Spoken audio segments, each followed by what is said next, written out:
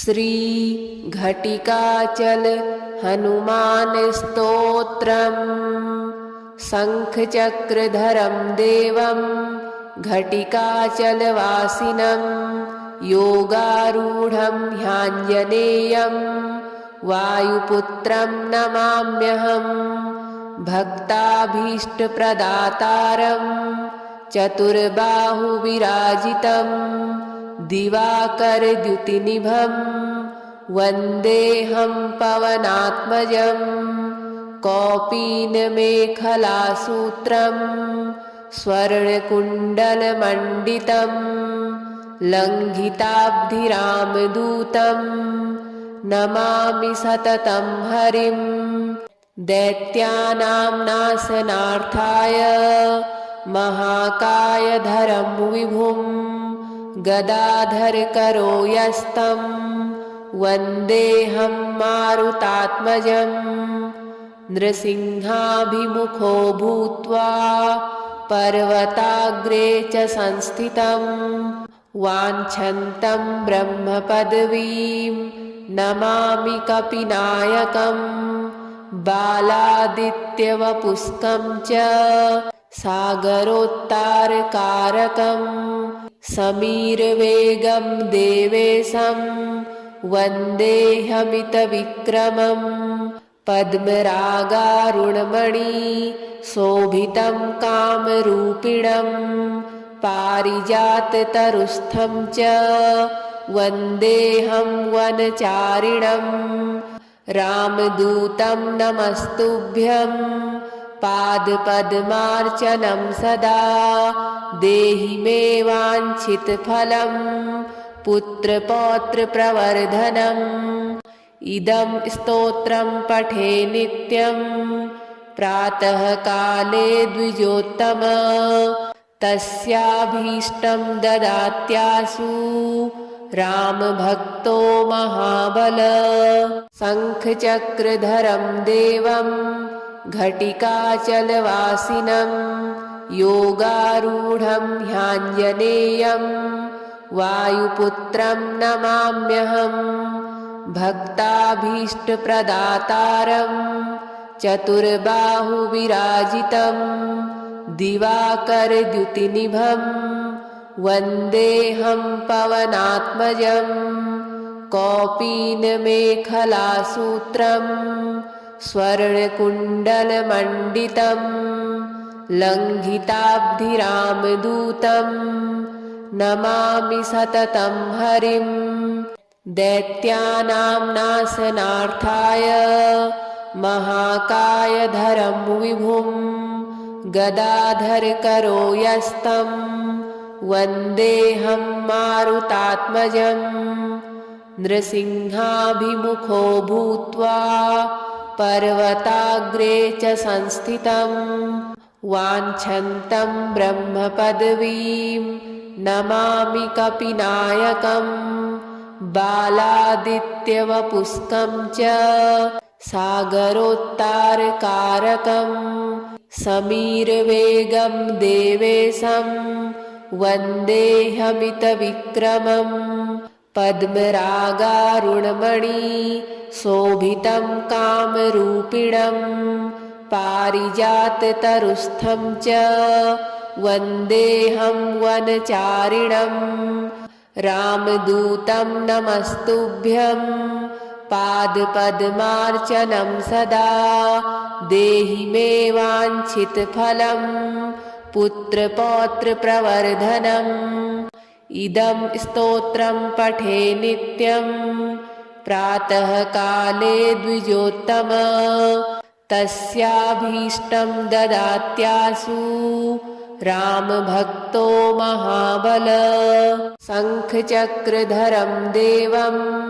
घटिकाचलवासिनं योगारूढं ह्याञ्जनेयं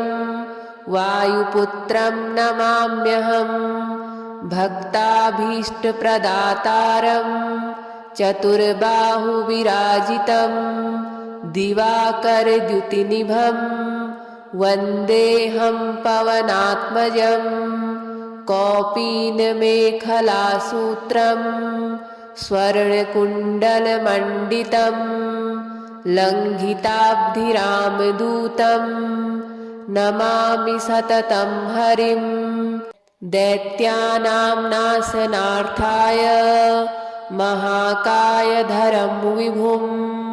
गदाधरकरो यस्तं वन्देऽहं मारुतात्मजं नृसिंहाभिमुखो भूत्वा पर्वताग्रे च संस्थितं वाञ्छन्तं ब्रह्मपदवीं नमामि कपिनायकं बालादित्यवपुष्कं च सागरोत्तारकारकं समीरवेगं देवेशं वन्देऽहमितविक्रमं पद्मरागारुणमणि शोभितं कामरूपिणं पारिजाततरुस्थं च वन्देऽहं वनचारिणं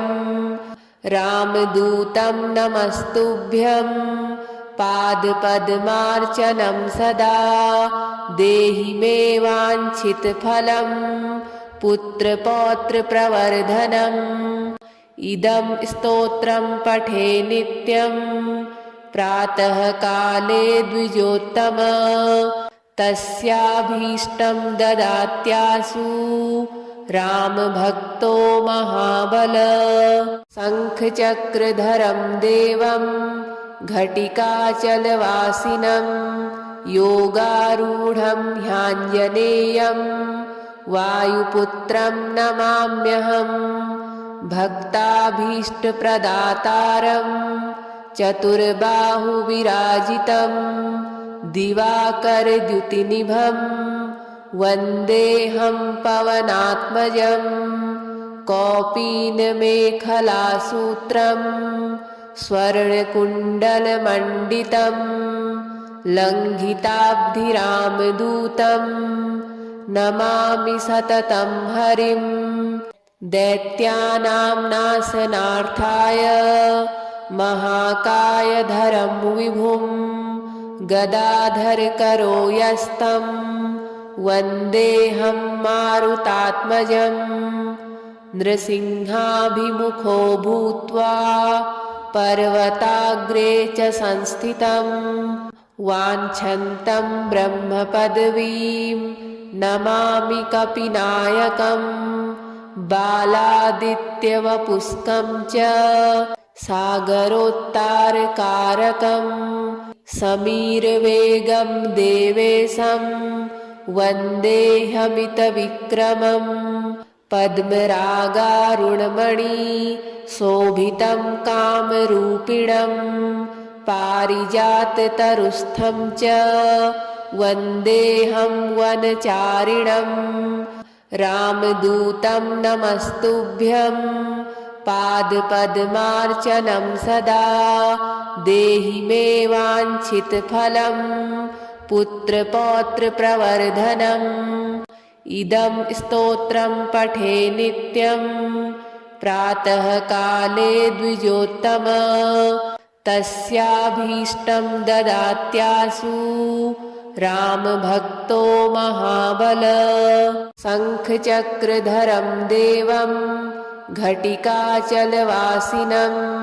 योगारूढं ह्याञ्जनेयं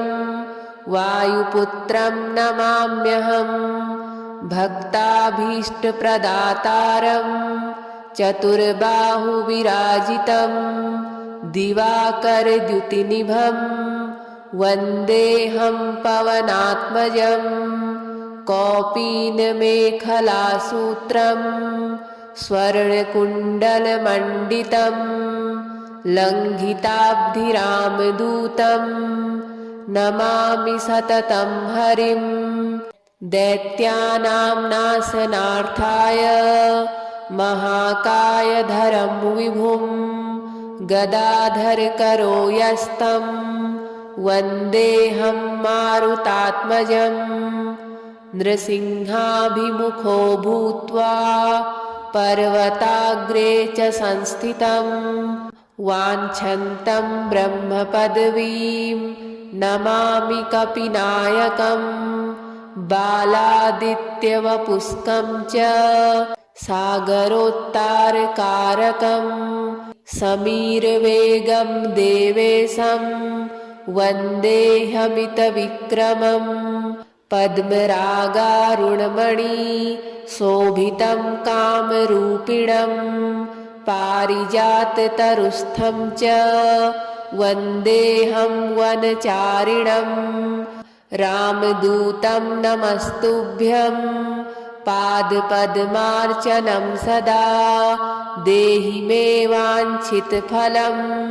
पुत्रपौत्रप्रवर्धनम् इदं स्तोत्रं पठे नित्यं प्रातःकाले द्विजोत्तम तस्याभीष्टं ददात्यासु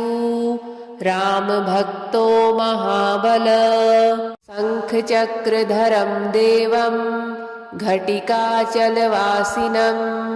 योगारूढं ह्याञ्जनेयं वायुपुत्रं नमाम्यहं भक्ताभीष्टप्रदातारं चतुर्बाहुविराजितं दिवाकरद्युतिनिभं वन्देऽहं पवनात्मजं कौपीनमेखलासूत्रं स्वर्णकुण्डलमण्डितं लङ्घिताब्धिरामदूतं नमामि सततं हरिं दैत्यानां नाशनार्थाय महाकायधरं विभुं गदाधरकरो यस्तं वन्देऽहं मारुतात्मजं नृसिंहाभिमुखो भूत्वा पर्वताग्रे च संस्थितं वाञ्छन्तं ब्रह्मपदवीं नमामि कपिनायकं बालादित्यवपुष्कं च सागरोत्तारकारकं समीरवेगं देवेशं वन्देऽहमितविक्रमं पद्मरागारुणमणि शोभितं कामरूपिणं पारिजाततरुस्थं च वन्देऽहं वनचारिणं रामदूतं नमस्तुभ्यं पादपद्मार्चनं सदा देहि मे वाञ्छितफलं पुत्रपौत्रप्रवर्धनम् इदं स्तोत्रं पठे नित्यं प्रातःकाले द्विजोत्तम तस्याभीष्टं ददात्यासु रामभक्तो महाबल शङ्खचक्रधरं देवं घटिकाचलवासिनं योगारूढं ह्याञ्जनेयं वायुपुत्रं नमाम्यहं भक्ताभीष्टप्रदातारं चतुर्बाहुविराजितं दिवाकरद्युतिनिभं वन्देऽहं पवनात्मजं कौपीनमेखलासूत्रं स्वर्णकुण्डलमण्डितं लङ्घिताब्धिरामदूतं नमामि सततं हरिं दैत्यानां नाशनार्थाय महाकायधरं विभुं गदाधरकरो यस्तं वन्देऽहं मारुतात्मजं नृसिंहाभिमुखो भूत्वा पर्वताग्रे च संस्थितं वाञ्छन्तं ब्रह्मपदवीं नमामि कपिनायकं बालादित्यवपुष्कं च सागरोत्तारकारकं समीरवेगं देवेशं वन्देऽहमितविक्रमं पद्मरागारुणमणि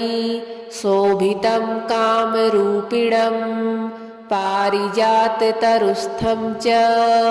वन्देऽहं वनचारिणं रामदूतं नमस्तुभ्यं पादपद्मार्चनं सदा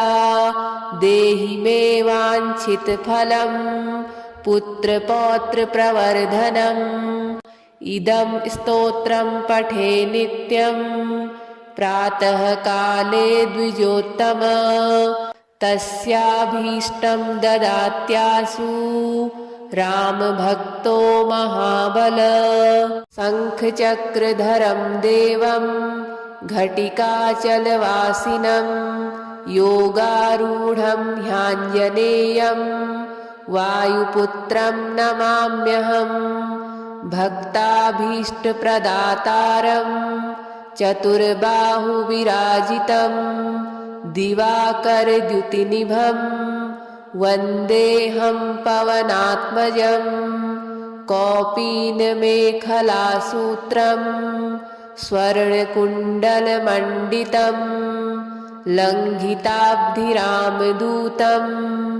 नमामि सततं हरिं दैत्यानां नाशनार्थाय महाकायधरं विभुं गदाधरकरो यस्तं वन्देऽहं मारुतात्मजं नृसिंहाभिमुखो भूत्वा पर्वताग्रे च संस्थितं वाञ्छन्तं ब्रह्मपदवीं नमामि कपिनायकं बालादित्यवपुष्कं च सागरोत्तारकारकं समीरवेगं देवेशं वन्देऽहमितविक्रमं पद्मरागारुणमणि शोभितं कामरूपिणं पारिजाततरुस्थं च वन्देऽहं वनचारिणं रामदूतं नमस्तुभ्यं पादपद्मार्चनं सदा देहि मे वाञ्छितफलं पुत्रपौत्रप्रवर्धनम् इदं स्तोत्रं पठे नित्यं प्रातःकाले द्विजोत्तम तस्याभीष्टं ददात्यासु रामभक्तो महाबल शङ्खचक्रधरं देवं घटिकाचलवासिनं योगारूढं ह्याञ्जनेयं वायुपुत्रं नमाम्यहं भक्ताभीष्टप्रदातारं चतुर्बाहुविराजितं दिवाकरद्युतिनिभं वन्देऽहं पवनात्मजं कौपीनमेखलासूत्रं स्वर्णकुण्डलमण्डितं लङ्घिताब्धिरामदूतं नमामि सततं हरिं दैत्यानां नाशनार्थाय महाकायधरं विभुं गदाधरकरो यस्तं वन्देऽहं मारुतात्मजं नृसिंहाभिमुखो भूत्वा पर्वताग्रे च संस्थितं वाञ्छन्तं ब्रह्मपदवीं नमामि कपिनायकं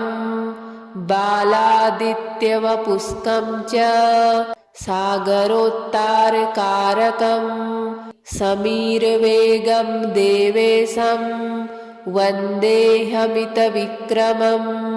पद्मरागारुणमणि शोभितं कामरूपिणं पारिजाततरुस्थं च वन्देऽहं वनचारिणं रामदूतं नमस्तुभ्यं पादपद्मार्चनं सदा देहि मे वाञ्छितफलं पुत्रपौत्रप्रवर्धनम् इदं स्तोत्रं पठे नित्यं प्रातःकाले द्विजोत्तम तस्याभीष्टं ददात्यासु रामभक्तो महाबल शङ्खचक्रधरं देवं घटिकाचलवासिनं योगारूढं ह्याञ्जनेयं वायुपुत्रं नमाम्यहं भक्ताभीष्टप्रदातारं चतुर्बाहुविराजितं दिवाकरद्युतिनिभं वन्देऽहं पवनात्मजं कौपीनमेखलासूत्रं स्वर्णकुण्डलमण्डितं लङ्घिताब्धिरामदूतं नमामि सततं हरिं दैत्यानां नाशनार्थाय महाकायधरं विभुं गदाधरकरो यस्तं वन्देऽहं मारुतात्मजं नृसिंहाभिमुखो भूत्वा पर्वताग्रे च संस्थितं वाञ्छन्तं ब्रह्मपदवीं नमामि कपिनायकं बालादित्यवपुष्कं च सागरोत्तारकारकं समीरवेगं देवेशं वन्देऽहमितविक्रमं पद्मरागारुणमणि शोभितं कामरूपिणं पारिजाततरुस्थं च वन्देऽहं वनचारिणं रामदूतं नमस्तुभ्यं पादपद्मार्चनं सदा देहि मे वाञ्छितफलं पुत्रपौत्रप्रवर्धनम् इदं स्तोत्रं पठे नित्यं प्रातःकाले द्विजोत्तम तस्याभीष्टं ददात्यासु रामभक्तो महाबल शङ्खचक्रधरं देवं घटिकाचलवासिनं योगारूढं ह्याञ्जनेयं वायुपुत्रं नमाम्यहं भक्ताभीष्टप्रदातारं चतुर्बाहुविराजितं दिवाकरद्युतिनिभं वन्देऽहं पवनात्मजं कौपीनमेखलासूत्रं स्वर्णकुण्डलमण्डितं लङ्घिताब्धिरामदूतं नमामि सततं हरिं दैत्यानां नाशनार्थाय महाकायधरं विभुं गदाधरकरो यस्तं वन्देऽहं मारुतात्मजं नृसिंहाभिमुखो भूत्वा पर्वताग्रे च संस्थितं वाञ्छन्तं ब्रह्मपदवीं नमामि कपिनायकं बालादित्यवपुष्कं च सागरोत्तारकारकं समीरवेगं देवेशं वन्देऽहमितविक्रमं पद्मरागारुणमणि शोभितं कामरूपिणं पारिजाततरुस्थं च वन्देऽहं वनचारिणं रामदूतं नमस्तुभ्यं पादपद्मार्चनं सदा देहि मे वाञ्छितफलं पुत्रपौत्रप्रवर्धनम्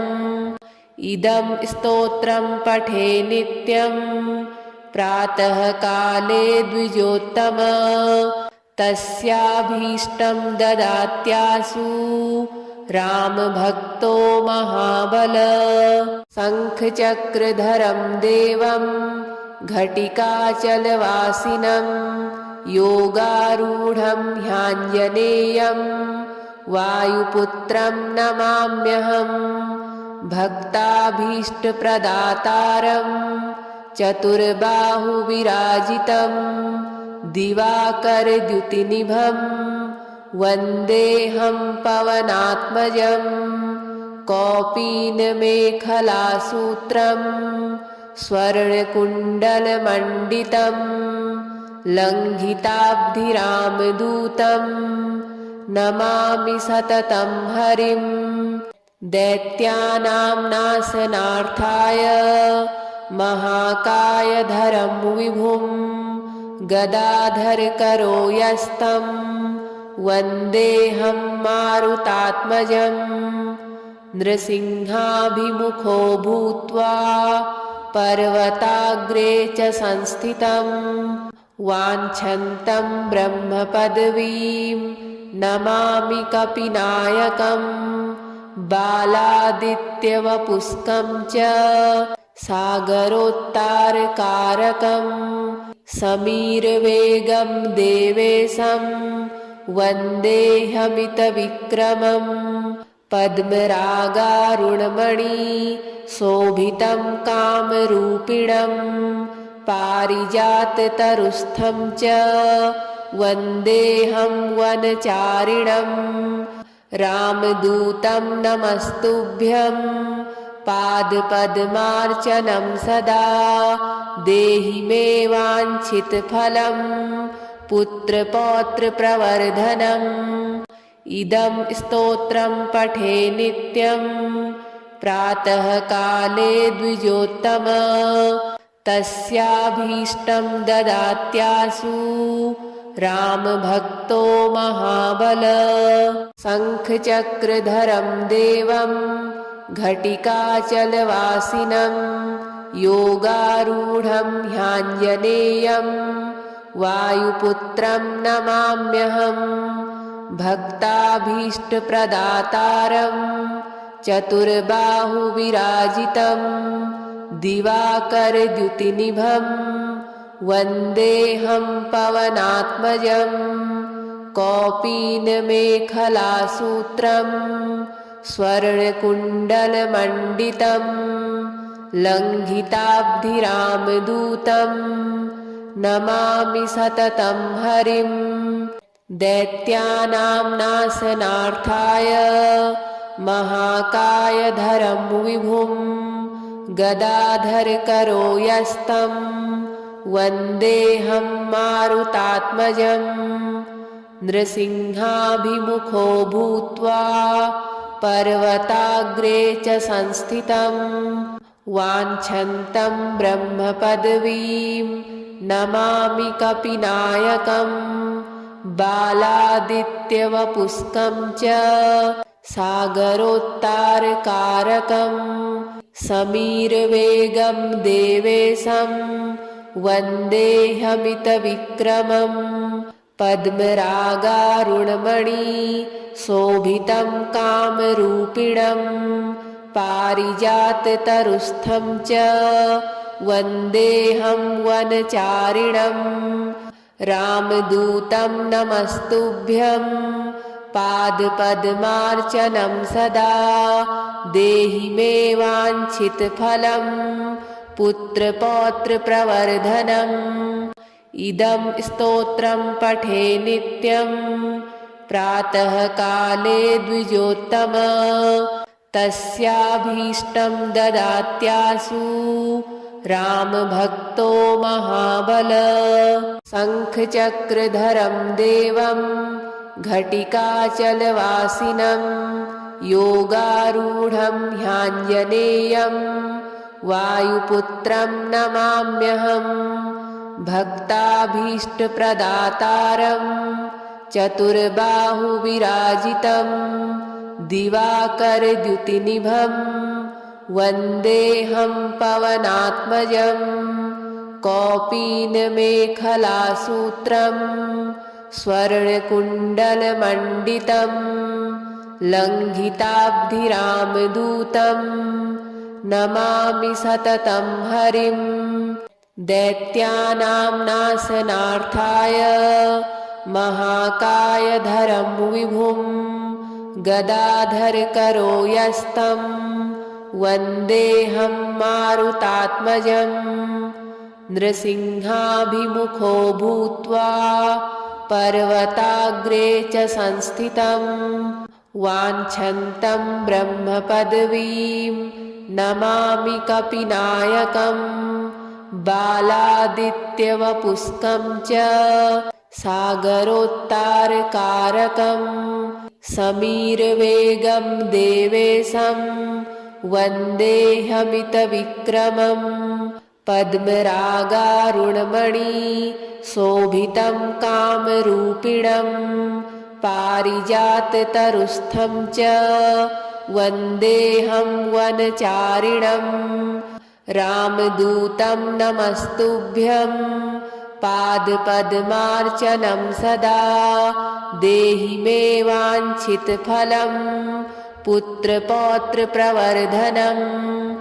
इदं स्तोत्रं पठे नित्यं प्रातःकाले द्विजोत्तम तस्याभीष्टं ददात्यासु रामभक्तो महाबल शङ्खचक्रधरं देवं घटिकाचलवासिनं योगारूढं ह्याञ्जनेयं वायुपुत्रं नमाम्यहम् भक्ताभीष्टप्रदातारं चतुर्बाहुविराजितं दिवाकरद्युतिनिभं वन्देऽहं पवनात्मजं कौपीनमेखलासूत्रं स्वर्णकुण्डलमण्डितं लङ्घिताब्धिरामदूतं नमामि सततं हरिं दैत्यानां नाशनार्थाय महाकायधरं विभुं गदाधरकरो यस्तं वन्देऽहं मारुतात्मजं नृसिंहाभिमुखो भूत्वा पर्वताग्रे च संस्थितं वाञ्छन्तं ब्रह्मपदवीं नमामि कपिनायकं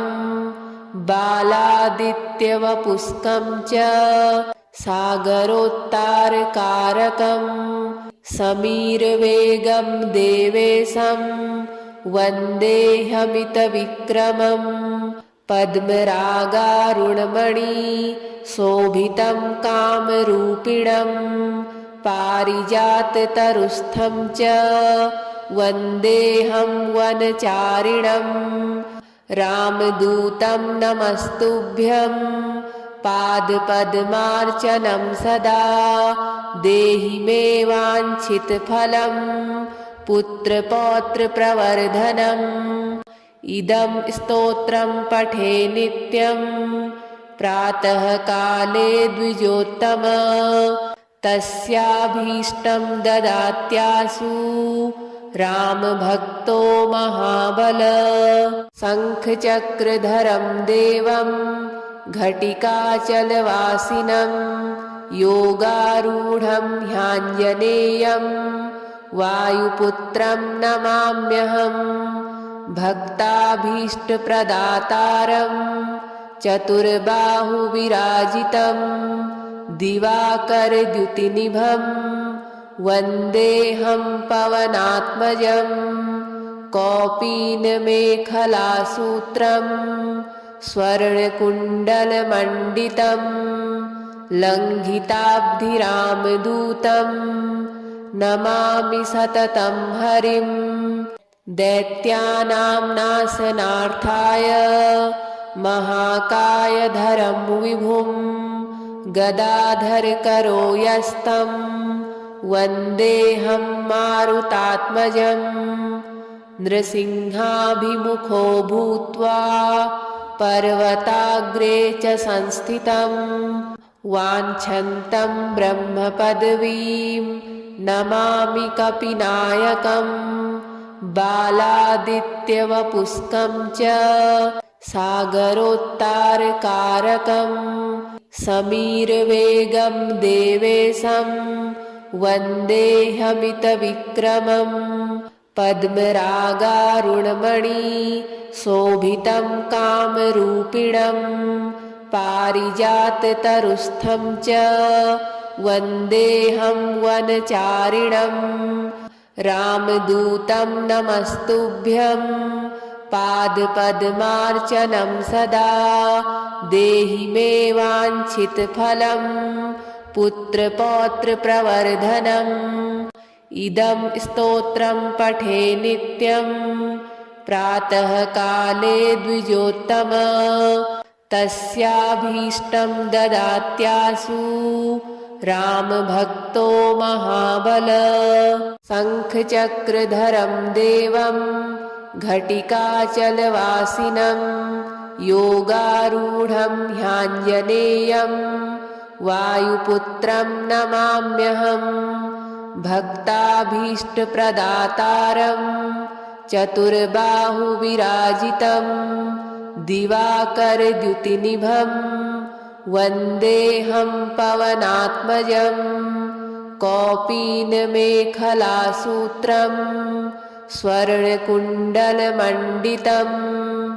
लङ्घिताब्धिरामदूतं नमामि सततं हरिं दैत्यानां नाशनार्थाय महाकायधरं विभुं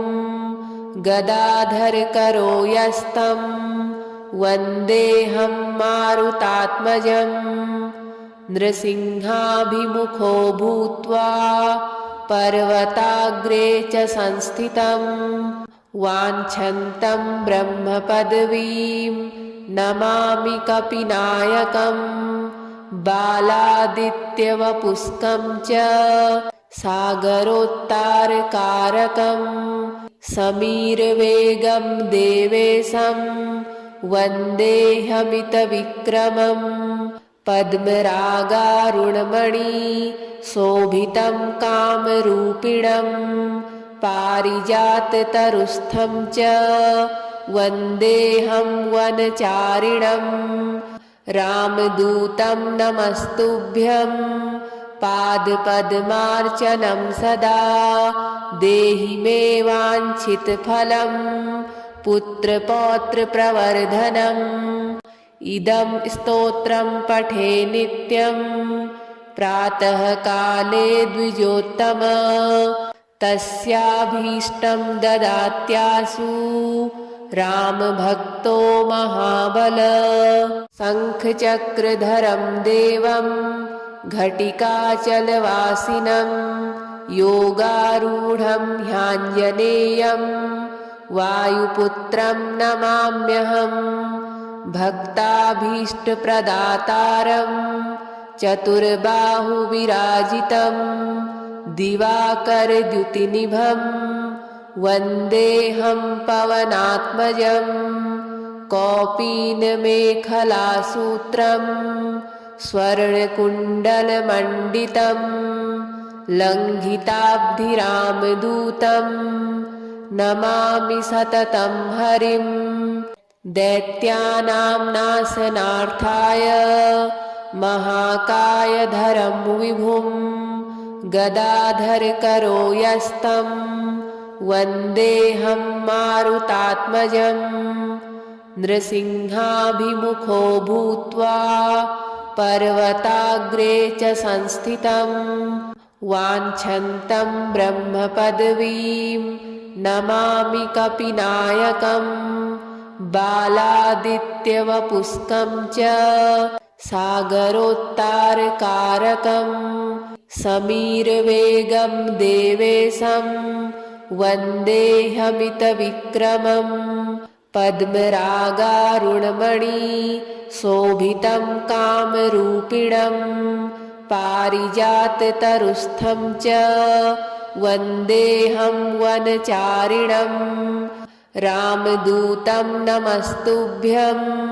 पादपद्मार्चनं सदा देहि मे वाञ्छितफलं पुत्रपौत्रप्रवर्धनम् इदं स्तोत्रं पठे नित्यं प्रातःकाले द्विजोत्तम तस्याभीष्टं ददात्यासु रामभक्तो महाबल शङ्खचक्रधरं देवं घटिकाचलवासिनं योगारूढं ह्याञ्जनेयं वायुपुत्रं नमाम्यहं भक्ताभीष्टप्रदातारं चतुर्बाहुविराजितं दिवाकरद्युतिनिभं वन्देऽहं पवनात्मजं कौपीनमेखलासूत्रं स्वर्णकुण्डलमण्डितं लङ्घिताब्धिरामदूतं नमामि सततं हरिं दैत्यानां नाशनार्थाय महाकायधरं विभुं गदाधरकरो यस्तं वन्देऽहं मारुतात्मजं नृसिंहाभिमुखो भूत्वा पर्वताग्रे च संस्थितं वाञ्छन्तं ब्रह्मपदवीं नमामि कपिनायकं बालादित्यवपुष्कं च सागरोत्तारकारकं समीरवेगं देवेशं वन्देऽहमितविक्रमं पद्मरागारुणमणि शोभितं कामरूपिणं पारिजाततरुस्थं च वन्देऽहं वनचारिणं रामदूतं नमस्तुभ्यं पादपद्मार्चनं सदा देहि मे वाञ्छितफलं पुत्रपौत्रप्रवर्धनम् इदं स्तोत्रं पठे नित्यं प्रातःकाले द्विजोत्तम तस्याभीष्टं ददात्यासु रामभक्तो महाबल शङ्खचक्रधरं देवं घटिकाचलवासिनं योगारूढं ह्याञ्जनेयं वायुपुत्रं नमाम्यहम् भक्ताभीष्टप्रदातारं चतुर्बाहुविराजितं दिवाकरद्युतिनिभं वन्देऽहं पवनात्मजं कौपीनमेखलासूत्रं स्वर्णकुण्डलमण्डितं लङ्घिताब्धिरामदूतं नमामि सततं हरिं दैत्यानां नाशनार्थाय महाकायधरं विभुं गदाधरकरो यस्तं वन्देऽहं मारुतात्मजं नृसिंहाभिमुखो भूत्वा पर्वताग्रे च संस्थितं वाञ्छन्तं ब्रह्मपदवीं नमामि कपिनायकं बालादित्यवपुष्कं च सागरोत्तारकारकं समीरवेगं देवेशं वन्देऽहमितविक्रमं पद्मरागारुणमणि शोभितं कामरूपिणं पारिजाततरुस्थं च वन्देऽहं वनचारिणं रामदूतं नमस्तुभ्यं पादपद्मार्चनं सदा देहि मे वाञ्छितफलं पुत्रपौत्रप्रवर्धनम् इदं स्तोत्रं पठे नित्यं प्रातःकाले द्विजोत्तम तस्याभीष्टं ददात्यासु रामभक्तो महाबल शङ्खचक्रधरं देवं घटिकाचलवासिनं योगारूढं ह्याञ्जनेयं वायुपुत्रं नमाम्यहम् भक्ताभीष्टप्रदातारं चतुर्बाहुविराजितं दिवाकरद्युतिनिभं वन्देऽहं पवनात्मजं कौपीनमेखलासूत्रं स्वर्णकुण्डलमण्डितं लङ्घिताब्धिरामदूतं नमामि सततं हरिं दैत्यानां नाशनार्थाय महाकायधरं विभुं गदाधरकरो यस्तं वन्देऽहं मारुतात्मजं नृसिंहाभिमुखो भूत्वा पर्वताग्रे च संस्थितं वाञ्छन्तं ब्रह्मपदवीं नमामि कपिनायकं बालादित्यवपुष्कं च सागरोत्तारकारकं समीरवेगं देवेशं वन्देऽहमितविक्रमं पद्मरागारुणमणि शोभितं कामरूपिणं पारिजाततरुस्थं च वन्देऽहं वनचारिणं रामदूतं नमस्तुभ्यं पादपद्मार्चनं सदा देहि मे वाञ्छितफलं पुत्रपौत्रप्रवर्धनम् इदं स्तोत्रं पठे नित्यं प्रातःकाले द्विजोत्तम तस्याभीष्टं ददात्याशु रामभक्तो महाबल।